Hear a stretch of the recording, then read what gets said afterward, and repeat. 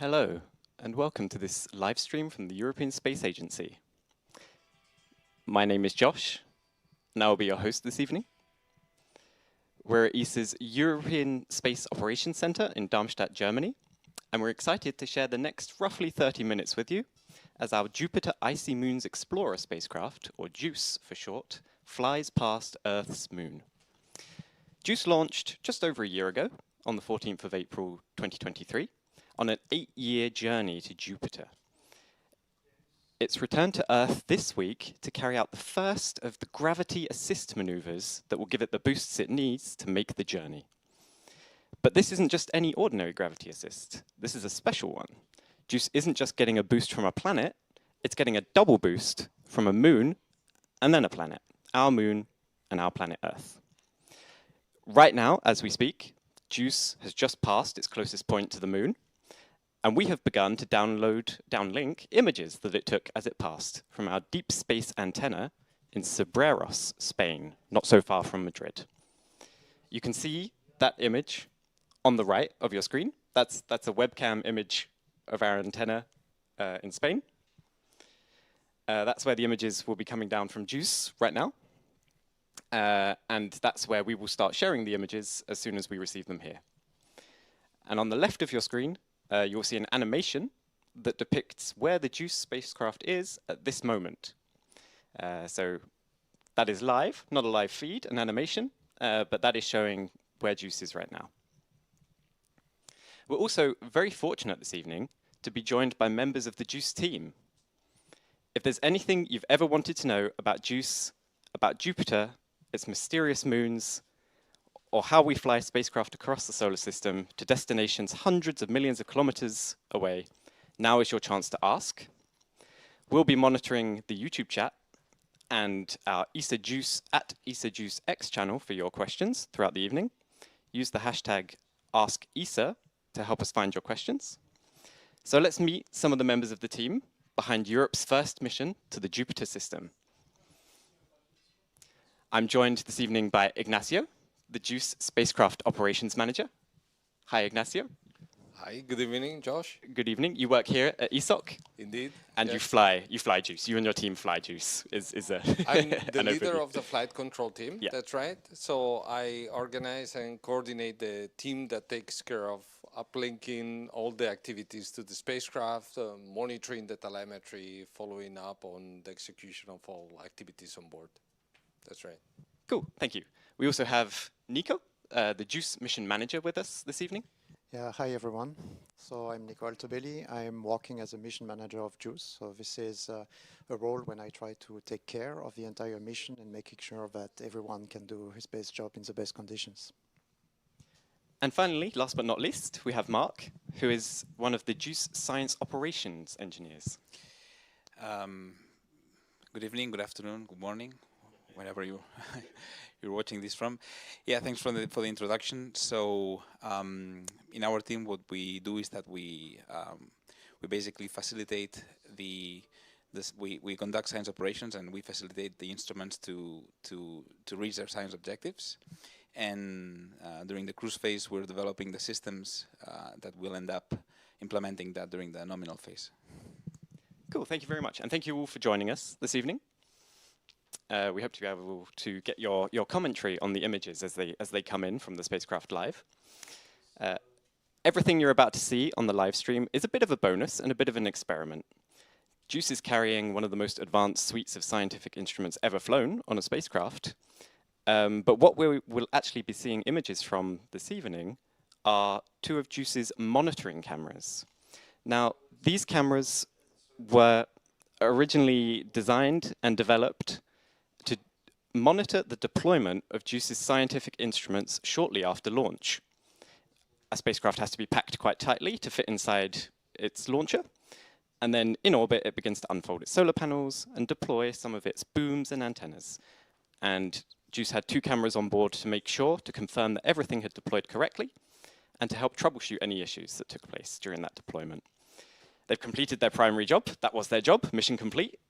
But they're still functioning cameras.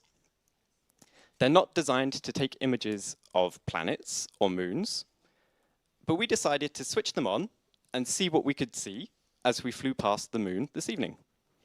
We hope to share some very nice images with you, but it's very possible that all the images we received this evening are a bit over or underexposed. That's the nature of science. Let's see what happens together. You will be the first people ever to see these images if you're here with us this evening. And then after the live stream, we will do some processing, and we hope tomorrow morning we'll be able to share some images where you can see a bit more. It looks like our first image has come in. Like I say, you're the first people in the world to see this image. We entirely expect the images to start this way.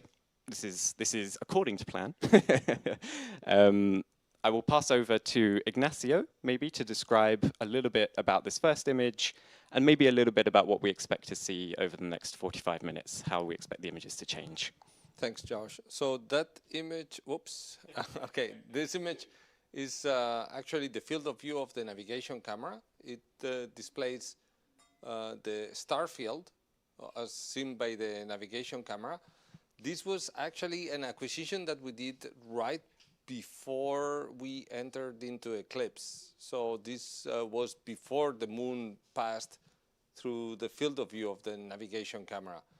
So this was taken prior to the sequence that would show the moon, and we expect the next few images after this one would be on the night side of the moon. So very probably will be also very dark.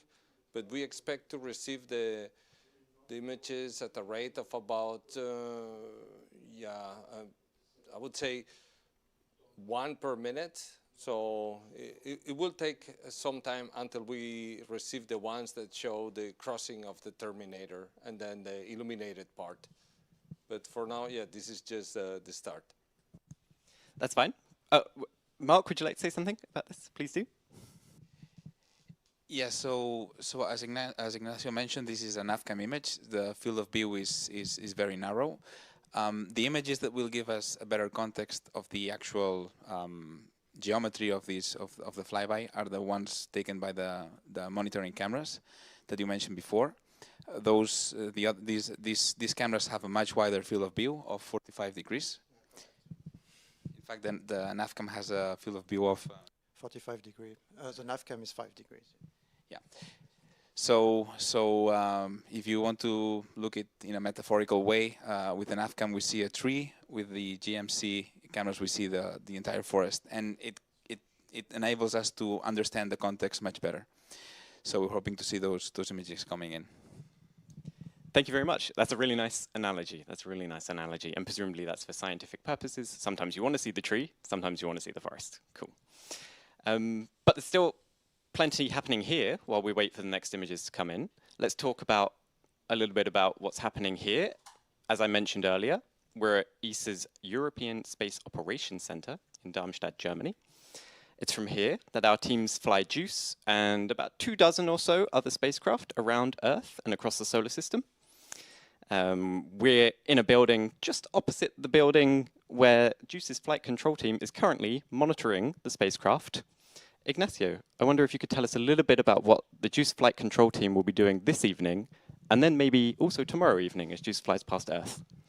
Okay, so the flight control team first task is to ensure that the spacecraft is safe and that it's able to perform all required activities. So during this phase, which is considered highly critical, the main purpose of the flight control team is to be ready to deal with any contingency and to react immediately. So we have been training for this event for months now, and we have developed special procedures, so ways of tackling pretty much anything that the spacecraft can throw at us, and including very fast ways to recover the spacecraft, which are not the usual ways in which we would deal with a contingency, but rather accelerated timelines for contingency recovery that would allow us to bring the spacecraft back to a condition in which it would be ready, for example, to perform an emergency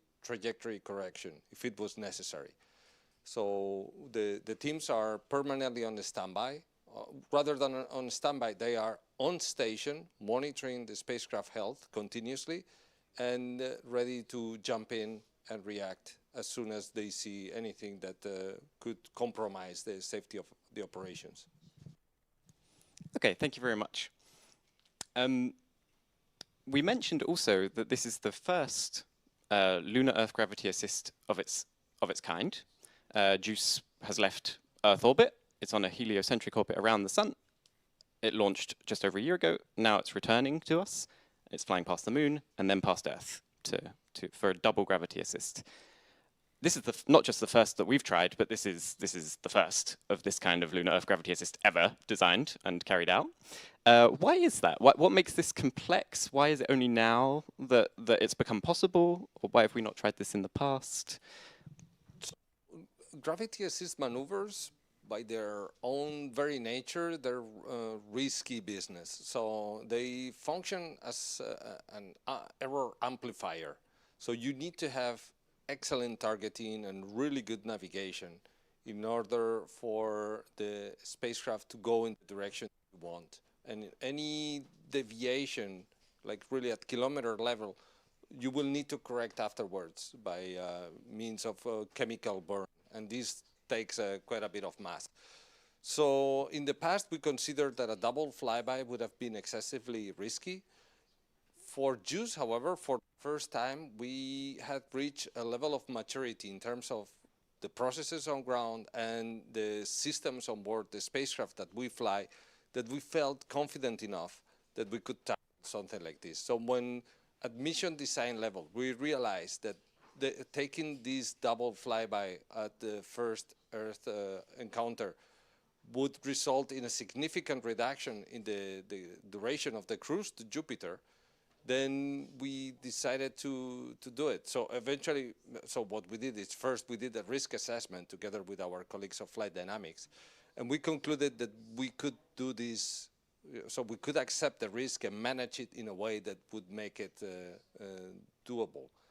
And yeah, what we're seeing now is basically the demonstration of this decision, that this is a way of cutting back in terms of the fuel cost of the mission and the duration of the cruise phase.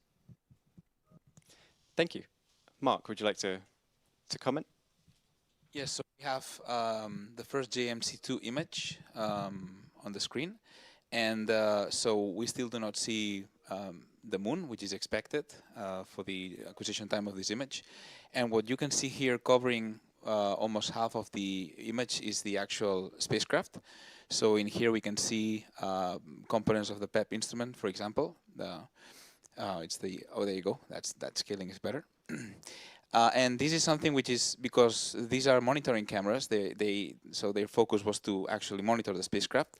So half of what we will see in these images of JMC2 is actually the spacecraft.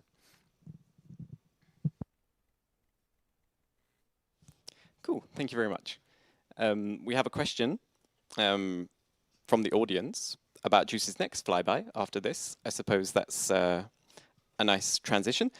This double flyby, the Lunar Earth Gravity Assist, the Lunar Earth flyby, is predominantly to align JUICE for its next flyby. So I wonder if one of the expert panel could comment on the future, where JUICE will go next after this week. So the next flyby is in about a year, so August 26th. Again, summer holidays will go out the window, but we will take the opportunity to fly by Venus. So it will be, actually this flyby is a braking maneuver. So we do not accelerate JUICE in the sense of gaining speed relative to the sun, which would have led us to fly by, again, the Earth or else Mars at the coming opportunity. Instead, we decided to do braking, which would take us inwards towards the sun and onto Venus next year.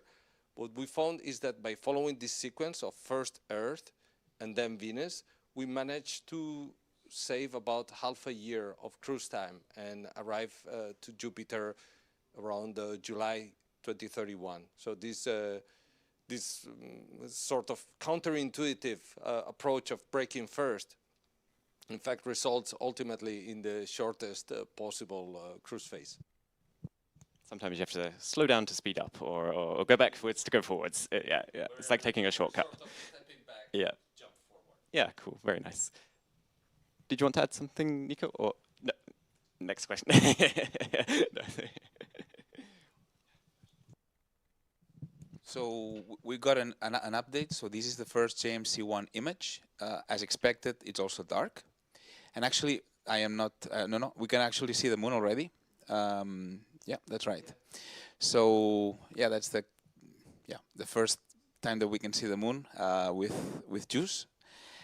So indeed, you can see that there's again a little bit of spacecraft masking. So this kind of rectangular shape that is on top of the moon, it's the MAGIS radiator. So it's the radiator of one of the instruments. And there's like also like a stick over there, and I believe that's a Langmuir probe. So we can already see the moon, and we can already see some craters in that image. That's fantastic. We've seen the moon. We've seen the moon this evening. JUICE has seen the moon. No, that's fantastic, and we only hope that they will get even better as the night goes on. Perhaps that makes a great opportunity to talk about some of the science in the JUICE mission, behind the JUICE mission. Maybe we will first talk about JUICE's primary objectives at Jupiter, and then we will come back and we will talk about how this week's flybys of the Moon and Earth are preparing us for JUICE's science when it arrives at Jupiter. So maybe Nico, if you could run us through the primary science objectives of JUICE at Jupiter and its mysterious icy moons. Absolutely. We are going back to Jupiter. There were missions in the past going to Jupiter, but JUICE is actually the first one that will not only go to Jupiter, it will orbit Jupiter for a few years, then and that's the first time we have a man-made object that will be orbiting a moon which is not our own moon, the one seeing tonight. And the main objective of JUICE in terms of science is, I would say, first to study the icy moon in the context of the Jupiter environment. Because what we want to understand is how those objects that are made of a mix evolve in a way so different from one another, although they were born in the same conditions. And spacecraft there, we will be able to study at length with different instruments. We have 10 instruments on board to study the different aspects of how the moon are composed, what is their interior, tomography of the interior, and always in relationship with the rest of the environment. So I think nice images coming again. This one shows, right? I think this one shows just the penumbra right before the Terminator crossing. We'll have to wait for the next JMC image. But what I get from the is they receive now other files. It will take a few minutes until we receive the next monitoring camera images. Okay, thank you. We actually have an audience question related to what Nico was just talking about. Somebody on YouTube asks about Jupiter's icy moons. If Europa is an icy moon, why does it have this distinctive yellow color? What's that material? Well, the answer is that we don't really know for sure, but that's the interesting thing. It seems like those moons, they have an exchange of material between the interior and the exterior, and of course on the exterior, the moon surface gets exposed to a very harsh environment at Jupiter, and it's hard actually to decipher what the story is behind those. This look young, there is cratering, so there's been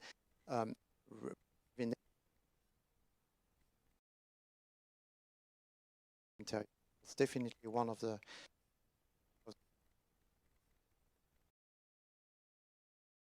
There you go. That YouTube question. That's the exact same kind of question that we aim to explore. You're asking the right questions.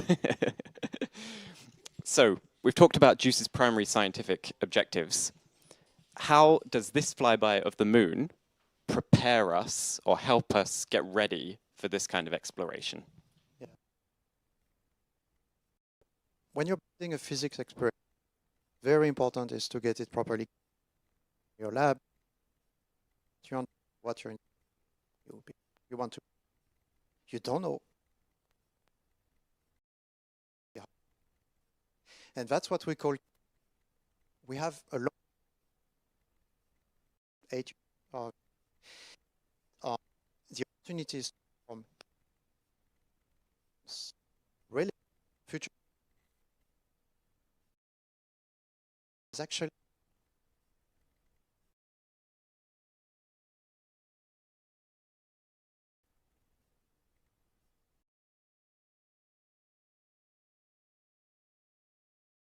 instruments, you know, particular there, one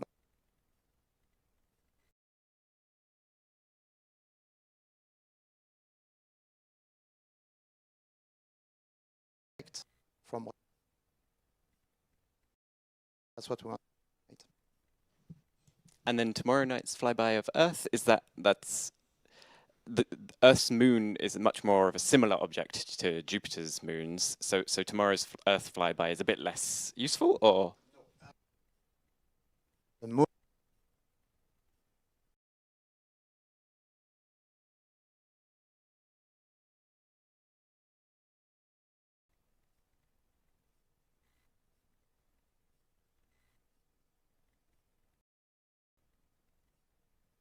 this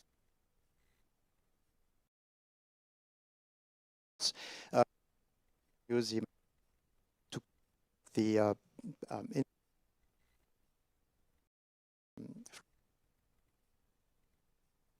import by. Okay, super. So we squeeze the science out of every flyby that we're doing. That's really good to hear.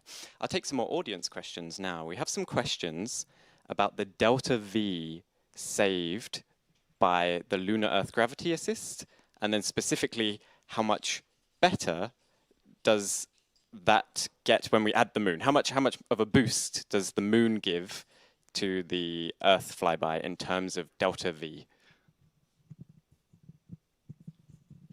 So the moon adds about 10% extra to the delta V that we get out of the Earth. So the delta V that we get out of the combined moon and Earth gravity assist is very large. In fact, it's comparable to the entire capacity of the spacecraft. If it were to burn all the fuel that we have in the tanks, we would get an equivalent delta V approximately about the same as the one that we're getting of this single gravity assist. Now, consider that in terms of the mission, so we will be flying 2 more Earth gravity assists and another one at Venus. So in total, we will have 4. So it would be absolutely impossible for us to perform this mission without the use of this gravity assist technique.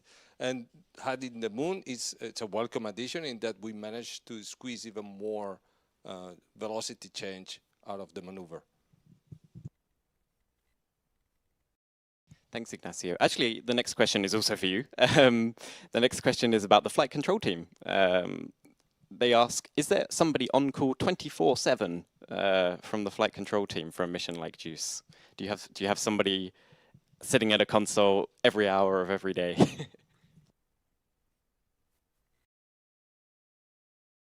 Answer is yes. So whenever we are in contact with the JUICE, there is an operator on console ready to respond and act if we encounter any sort of difficulty or anomalous condition. Now, these are active 24/7, as you mentioned. It doesn't mean that permanently someone is sitting in front of the computer, because we, during the cruise phase, we contact JUICE about once per week. So it's a sort of very quiet mission for most of the time. We have then peaks of activity, like now. During this period, we have continuous coverage. So we use our network of 35-meter antennas, which are throughout the world, and this allows us to have continuous coverage of the mission. So we will never lose track of JUICE for the coming days. And during this period, there will always be an operator that is ready to take action immediately, or else to escalate to other teams that can support him in the recovery.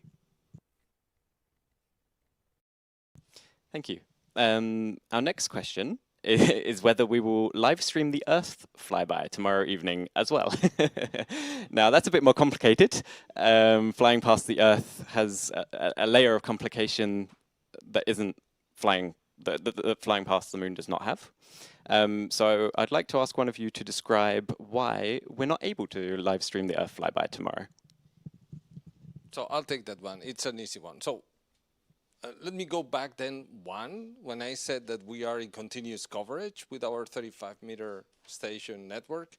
There is one exception, which is if you fly very close to the Earth over a period of time and it happens to coincide with an area that our station network doesn't give coverage, then you cannot have continuous coverage. And this will in fact happen tomorrow as we do the Earth closest approach.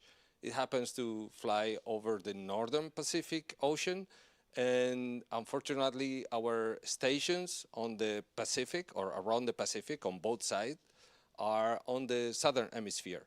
So we have a geometrical coverage gap that just by chance happens to coincide with the closest approach.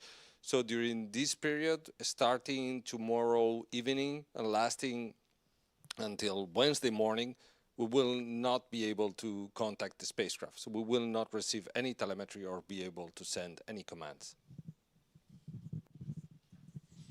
Yeah, and I would like to highlight that the Lega doesn't finish right after the closest approach to the Earth. So it actually lasts for 3 additional days. And during those days, stay tuned because we're going to have more images coming down also from the monitoring cameras. So we also have contextual images of the flyby by the monitoring cameras for the Earth. The same for the NAVCAM. And in fact, later on, before the end of this period, there's going to be I would call it a special maneuver, full spacecraft flip, which is a maneuver that is used to calibrate one of the instruments, the radio plasma waves instrument. And not only that, but also later in September, I guess I can say that, in the 9th of September, is going to point to the Earth for an additional calibration of the high-resolution camera, Janus, and also to bid farewell to the Earth-Moon system until 2 years from now. And all these images, or the images that we're showing today, the GMC 1 and 2 images, will be publicly available from the Planetary Science Archive, which is hosted at ESA, the ESA site in Spain. And so, yeah, this doesn't finish the day after tomorrow. I was going to mention maybe we could share the link in the YouTube. Yes, we will try to do that. We will try to do that.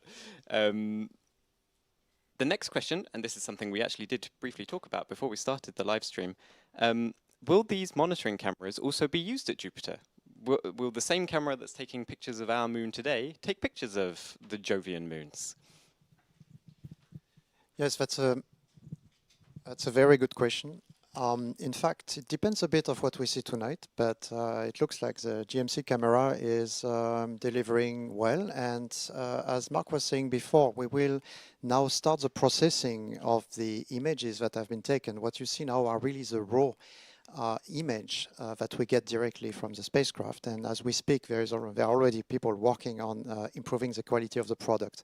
What we can say today is that we will be able to apply a calibration which allows us then, indeed, during the nominal science phase of the mission, to select opportunities to take images and possibly to provide context to other measurements thanks to the wide field of view of the GMC camera.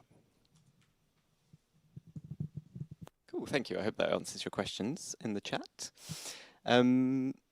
Some other questions coming in on a completely different topic and actually about tomorrow night's Earth flyby. Questions related to space debris. So a couple of people are asking, or actually also at the moon, a couple of people are asking, is there a substantial risk of colliding with satellites orbiting the moon?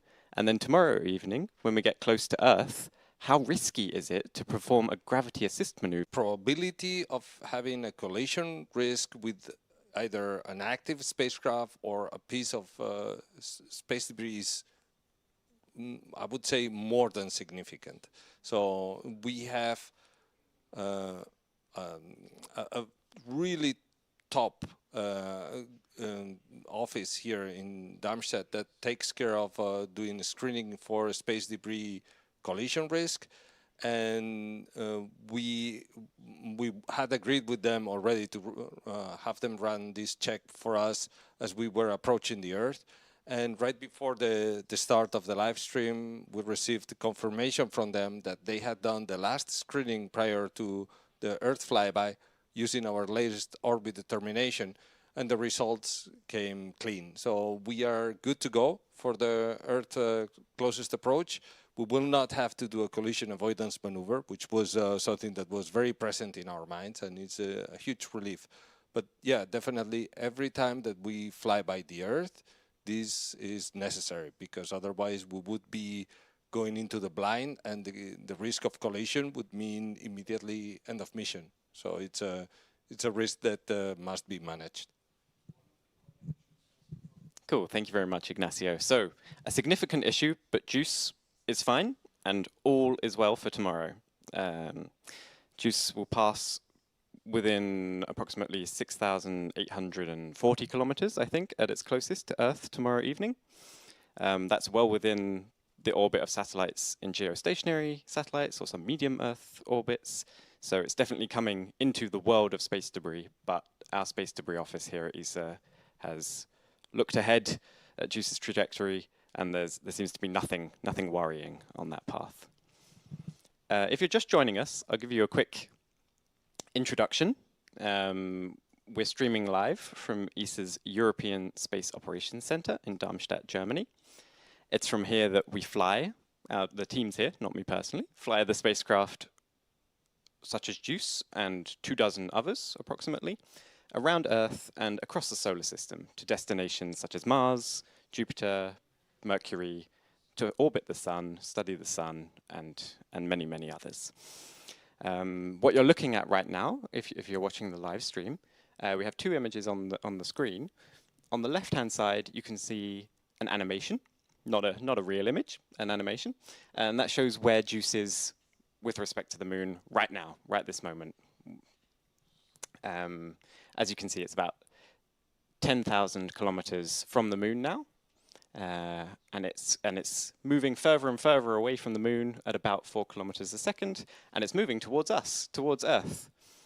JUICE passed its closest point to the Moon, about 50 minutes ago. And since then, it's been heading for us. It's been heading towards Earth, and it will pass its closest point to Earth of its Earth flyby at approximately around midnight tomorrow night, in almost exactly 24 hours. Okay, I'm going to pass over to Mark because we have a new image. So we have a new image. This is JMC2, and as expected, this is also only we only see the spacecraft body.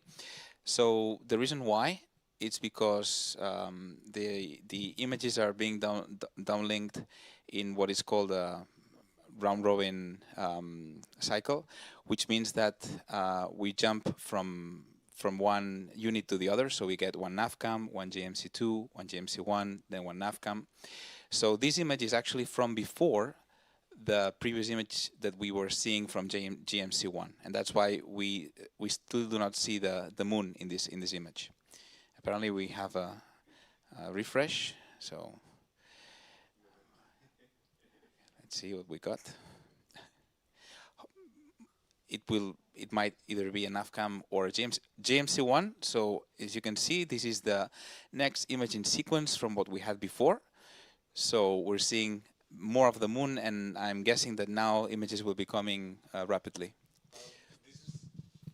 So what we see here is the last image that we managed to get down on the lunar-Earth station before handover to Cerberus.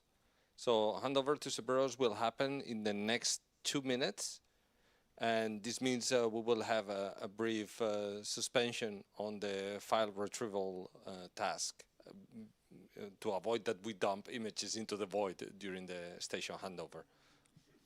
But yeah, the image clearly shows the Terminator at the moon and the craters being illuminated by the sunlight. So don't worry, the Terminator is not a robot to kill all mankind. The Terminator is the division between day and night, and it's more, let's say, so it's more clear in an airless body, in a body that doesn't have an atmosphere like the moon. So it's very clear the division in between night and day, and because there is no glow, there is no reflection, it's actually you go from dark to illuminated.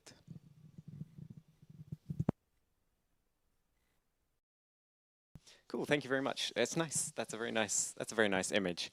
As a quick reminder, the camera. Did you say this was JMC1? This is JMC1. Yeah. So this image was taken by one of the two monitoring cameras on the JUICE spacecraft, and these monitoring cameras are on board the spacecraft primarily to monitor the deployment of JUICE's solar panels and its antennas and scientific instruments after launch. So it starts packed up tight, so it fits inside its rocket. And then after launch, everything begins to unfold. And there are two cameras on board JUICE to monitor those deployments, to make sure everything deploys correctly and to help troubleshoot if they don't. These cameras were not scientific instruments built to take images like this, but they still function perfectly well. And so we thought we'd take the opportunity as JUICE flies past the moon to switch them on, instruct JUICE to take some images with them, and share them with you live. So it's worth repeating again, you are the first people in the world to see this image. It arrived on our planet, on Earth, minutes ago, and was taken, yeah, probably just around an hour ago now or so by the spacecraft itself. So this is a bit of an experiment on our end too, sharing these images with you with no processing. This is a raw image. And it's the first time JUICE has passed a bright object like the moon. So we haven't had a chance to calibrate these cameras on similar objects. And so it's possible that some of our images are over or underexposed. But from the looks of these first ones, they look good. They look good. I can clearly see some nice clear craters there. Which is very interesting, very exciting. Yeah, Ignacio. So just a commentary. So what we are seeing now is the images taken immediately as JUICE was coming out of the eclipse condition and going into sunlight. This is why the elevation angle of the sun on the craters is so low as seen from here. This camera, however, over the coming images that we will download will show the full face of the moon as it moves away from the spacecraft, or rather the other way around, as the spacecraft approaches the Earth and moves away from the surface of the moon. So we expect over the coming hours we will be able to receive the rest of the images, process them, and hopefully build them into a very nice sequence that we will share in the coming hours, days. Yeah, just to complement on what Ignacio was saying, those GMC, we really love them, those two cameras on board, because I don't know if you remember, but after launch, we had those difficulties to deploy the radar antenna.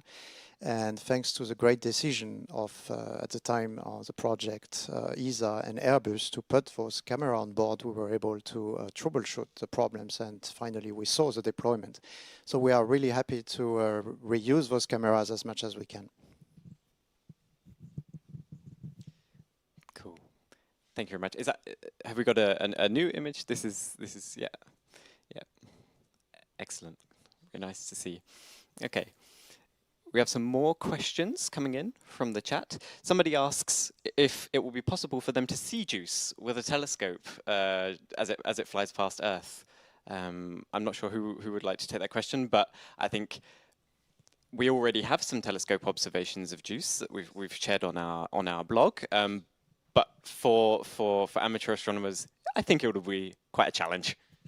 So indeed, not only it will be visible, but it has been visible, and in fact, it triggered the proximity alarms. Let's say of the groups that are focused on detection of asteroids. So they a few weeks ago, two groups independently discovered a new previously uncharted object that was approaching either Moon or Earth for a collision. And pretty soon, of course, it was discovered that this object was in fact JUICE. So yeah, it's definitely visible, but it requires some pretty I would say not amateur level telescopes. During Earth closest approach, it should be actually possible to see it with a fairly small telescope. The only problem is that it will be flying over the northern Pacific Ocean. So I think from southern Alaska, the elevation is around 20 degrees at closest approach, which is not ideal. If you're on a boat and you have a really good telescope with some motion canceling equipment, then probably you can get good pictures. Cool, thank you. So if you happen to have a boat and you're in the North Pacific and you have a great telescope, good luck, good luck. We have another question, a nice question, zooming out to the full scope of the JUICE project. How long has this spacecraft been in development? When did the JUICE project begin? I'm not sure if anyone here would like to take that question. Yeah, I think we can say that the JUICE spacecraft has been in development for 10 years. So we launched just last year. If we go back in time, so JUICE is actually the first mission, the large class. So this is a category of missions at ESA. It means the biggest class. And it was adopted 2014, if I recall correctly. And then the development started, took about 10 years. And here we are now, 1 year after launch. Cool, thank you very much. Sorry, Mark, you'd like to add something to that, or was it about the new image? So it actually, launch was the middle of the project, was the midpoint of the project. And so we'll only get to Jupiter in 2031, and then we'll be actually starting the real thing for a while. And actually, thanks to how smooth this maneuver has been, we will be able to implement an additional phase of the mission that was at some point discarded, which is getting closer to Ganymede, because the last part of the mission is orbiting Ganymede. So we will go from 500 kilometers of altitude to 200 kilometers of altitude. Yeah, and indeed, going closer to Ganymede will be very good, in particular for the magnetometer, to be able to detect better the signature of the underground ocean. And I think I must say, with this so far going well, moon flyby, we are saving the delta V that we had put in, in our pocket in case we would have to clean the trajectory. So I think we are gaining up to 70 meters per second currently if the flyby continues to go as well as it is. Yes, I don't want to sell the bear scheme before we hunt it, because this is a statement that I will be very comfortable making on Wednesday. Until then, I would say we might save all that fuel if we continue having a very clean trajectory, which so far has been the case. But we are not out of the woods yet, so we have still the final emergency trajectory correction maneuver slot prior to Earth closest approach. This will be tomorrow, so the execution is planned for tomorrow. We will have the check, so the final go-no-go confirmation for this slot tomorrow morning at 8. And I will be looking intently at my inbox, awaiting the report from our colleagues from Flight Dynamics. As will we. As will we. They've done a fantastic job so far. You may be aware, if you follow us on social media channels, that we reported on updates from our Flight Dynamics colleagues. They planned up to 4 opportunities to tweak JUICE's trajectory before arrival at the moon today. They used the first one, then they analyzed JUICE's trajectory and found out that it was really, really good, and they didn't need the second one. Then they did the same again, and they didn't need the third one. And then they did the same again, and they didn't need the fourth one. So they've done an excellent job so far. Comment, if I may, on this, because this is really, I want to shout out to the flight dynamics team of ESOC. This is unprecedented, so that we did the first correction maneuver 4 weeks before arrival, and it was like in the order of 3 centimeters per second, and we never touched again the trajectory, and we come to the moon closest approach and we hit it to within 2 kilometers. So it was really fantastic. So this is testament to the accuracy of the systems that these guys have put together, also to the quality of the work that has gone into designing this spacecraft, which is exceedingly quiet. So we have almost no parasitic forces acting on it, and those that we have managed to calibrate with an incredible degree of accuracy. So I'm really happy with the results so far. Cool, thank you very much. We have a question about this image. Somebody on YouTube asks what the white dot is that we can see below the disk of the moon there. If somebody would like to. That's the reflection of the sun in one of the antennas. I think it's the Langmuir probes. It's an antenna that is part of the radio plasma waves instrument. So this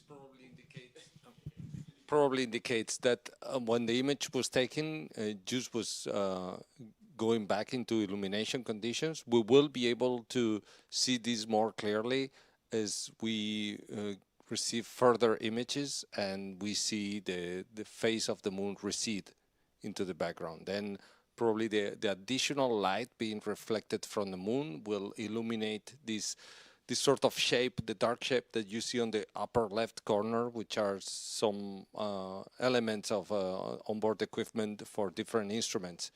And we will gain better view of the Langmuir probe, which corresponds to the radio and plasma wave analyzer. Cool, thank you very much. It seems like we just have a few minutes left. We will do a lot more image downlinking after the live stream tonight, and then we will do some image processing, and then we will share some more images of the moon taken by JUICE with you as soon as we can tomorrow. Stay tuned to the ESA website and to our social media channels, and you'll be the first to see those as well, like you were the first to see this image of the moon from JUICE today.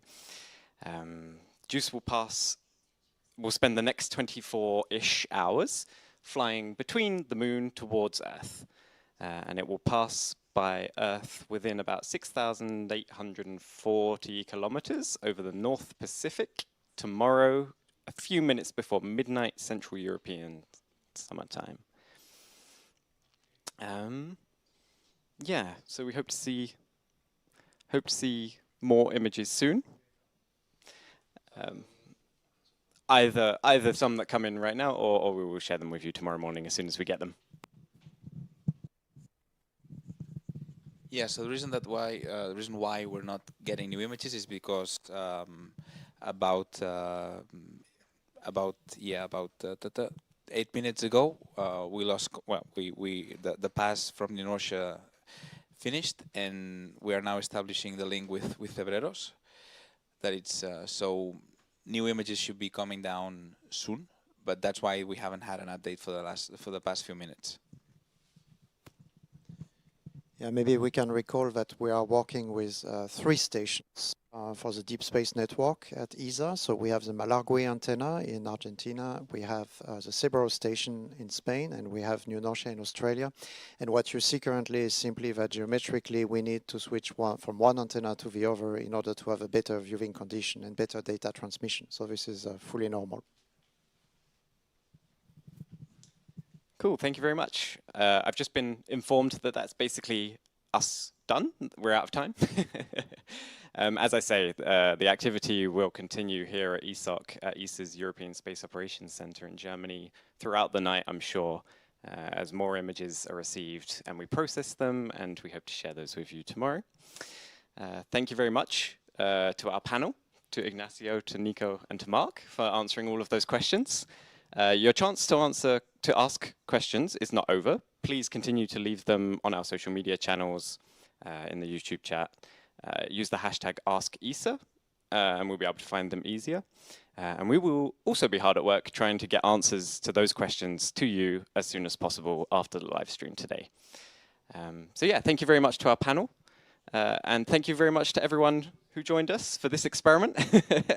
I think that is, the image currently on screen shows that it was worth it. That's a really cool image of the moon taken by a spacecraft on its way to Jupiter with a camera that was not designed to do this kind of stuff. So thank you very much for joining us.